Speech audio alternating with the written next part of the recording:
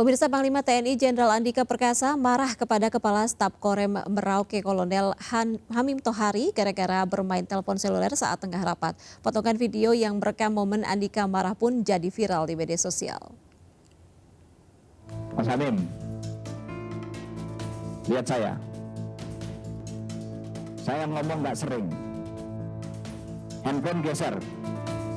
Video yang kemudian viral ini, Panglima TNI Jenderal Andika Perkasa menegur Kasrem Merauke Kolonel ARH Hamim Tohari berhenti bermain telepon seluler. Sang jenderal bakal mengulang perintahnya dan kembali meminta Hamim meletakkan telepon seluler di samping kiri meja kerjanya. Diduga Kolonel Hamim bermain telepon seluler saat Andika berbicara. Ulangi coba. Apa yang saya bilang barusan? Jenderal Andika Perkasa juga meminta Hamim mengulangi penyampaiannya. Namun sang kolonel tidak bisa mengulangnya. Mas Yogo lihat. Siapa, Mas Pak? Bangun lihat, Mas Bangun. Siapa, Pak? Mas Bangun lihat ya. Ya itulah. Itulah di anak buahnya Mas Bangun itu. Kualitasnya begitu. Panglima TNI Jenderal Andika Perkasa datang ke Papua untuk mengecek jajaran satuan dan Satgas TNI. Andika akan mengubah pola penyelesaian konflik di Papua dengan pendekatan humanis kepada pihak yang berseberangan dengan NKRI. Dari Jayapura, Edi Siswanto, iNews melaporkan.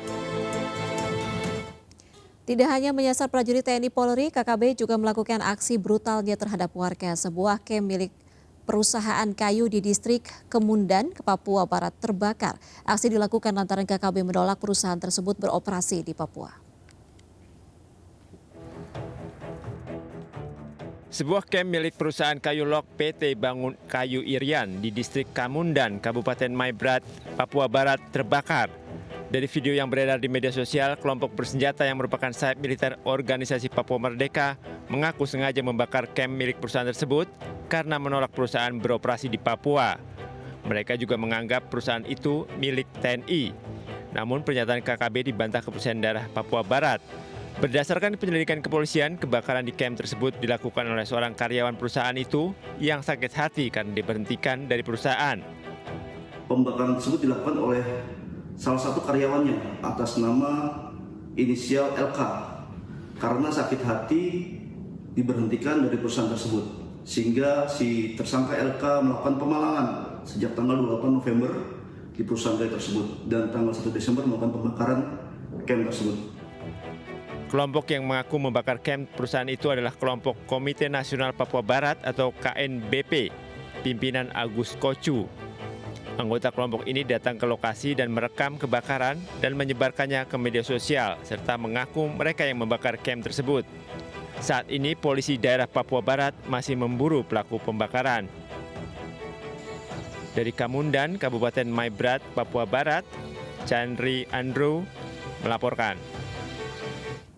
Sejumlah langkah penanganan KKB tengah diupayakan pemerintah bersama dengan TNI Polri. Namun langkah tersebut kerap terganjal dengan pelanggaran hak asasi manusia. Lantas pendekatan maksud kami apa yang harus dilakukan pemerintah untuk memukul mundur kelompok teroris kriminal bersenjata KKB? Telah bergabung bersama kami Komisioner Komnas HAM RI BK Ulung Hapsara. Selamat sore Pak BK. Selamat sore, Mbak. Baik, Pak BK, ini lagi-lagi KKB berulah dan menimbulkan korban jiwa ya. Padahal Komnas HAM ini beberapa hari lalu menyampaikan ada pesan damai begitu dari sejumlah organisasi KKB. Bagaimana tanggapan dari Anda? Ya, betul. Yang pertama tentu saja Komnas HAM prihatin atas kekerasan yang masih terjadi, baik di Papua maupun di Papua Barat. Saya kira kita tidak bisa menolerir kekerasan dalam bentuk apapun. Itu yang pertama.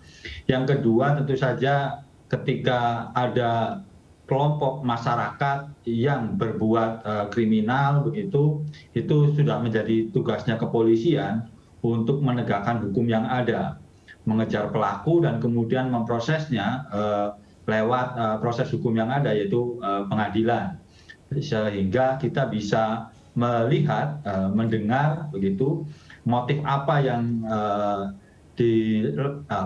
jadi latar belakang dari kelompok tersebut. Itu yang pertama. Yang kedua, kemudian detil-detil peristiwa yang ada tentu saja disertai dengan bukti-bukti. Yang ketiga saya kira juga harus ada upaya yang secara menyeluruh begitu dilakukan oleh semua pihak untuk mencoba menghentikan kekerasan, baik di pihak KKB maupun juga di pihak TNI dan kepolisian, sehingga bisa meminimalisir jumlah korban jiwa, dan sekaligus juga yang tidak kalah pentingnya adalah menghilangkan trauma kekerasan yang selama ini diderita oleh masyarakat Papua. Baik, Saya kira itu, Mbak. Baik, Pak BK, Komnas HAM sendiri ini aktif untuk berdialog ya bersama dengan KKB. Lalu sebenarnya dari hasil dialog yang dilakukan dengan Komnas HAM, apa yang diharapkan organisasi KKB? Betulkah sebenarnya mereka ini menginginkan perdamaian juga sama dengan kita gitu?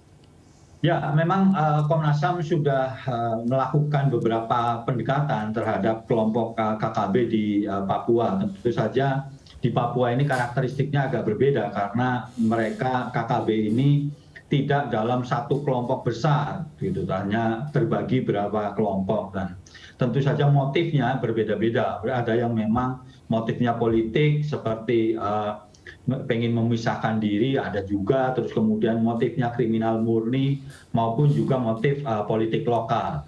Dan mereka memang sudah ada yang menyatakan bahwa ingin berdialog, ingin berunding begitu. Ini baru menyampaikan hal tersebut kepada Komnas HAM. Tapi tentu saja kita belum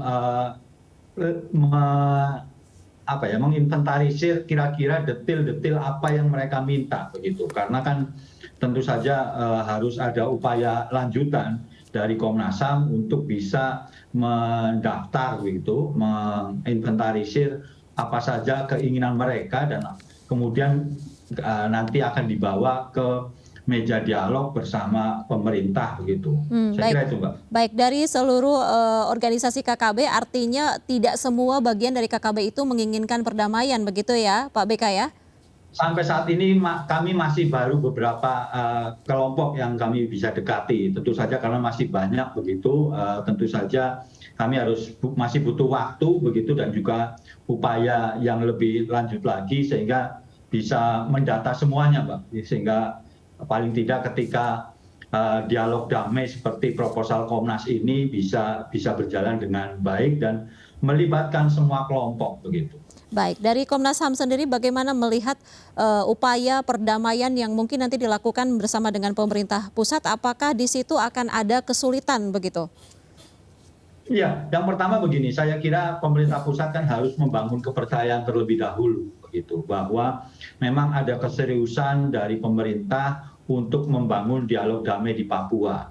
Keseriusan ini tentu saja diikuti oleh TNI, Polri maupun juga pemerintah pusat maupun pemerintah daerah. Kenapa? Karena tanpa kepercayaan tentu saja dialog itu tidak akan berjalan. Itu yang pertama. Yang kedua kemudian juga soal pendekatannya gitu. Karenanya saya kira dalam kesempatan yang baik ini apa yang disampaikan oleh Panglima TNI yang baru, Jenderal Andika, maupun juga Kasat maupun beberapa pejabat pemerintah soal pendekatan yang humanis begitu, itu menjadi penanda atau awal yang baik untuk membangun kepercayaan masyarakat Papua. Karena ini kan akar permasalahannya sudah sangat dalam begitu, sehingga atau akar kepercayaannya sudah sangat dalam, sehingga paling tidak membangun kepercayaan itulah yang harus segera dilakukan. Ya, lalu apa PR-nya sebenarnya kepada tadi TNI untuk melakukan pendekatan dialog yang memang